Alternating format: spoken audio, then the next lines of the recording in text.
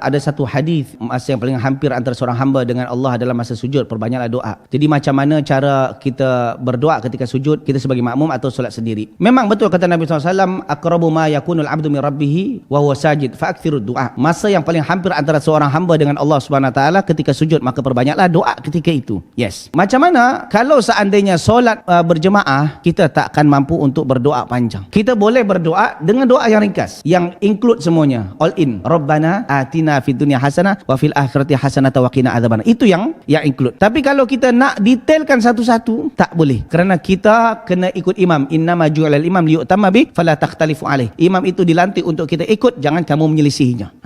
Gitu. Kalau imam dah Allahu akbar, dah duduk, yang kita masih sujud je, salah ni. Kita kena ikut. Tapi kalau solat sunat, up to you.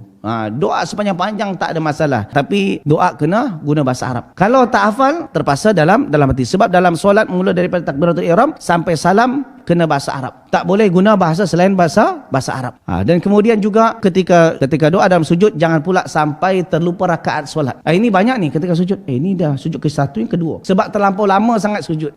Itu pun perlu diingat. Okey. Jadi dalam solat dari takbiratul ihram sampai salam kena bahasa Arab. Tak boleh guna bahasa Inggeris, bahasa Tamil, bahasa Ocu, tak boleh. Okey. Allah Taala alam bisawab.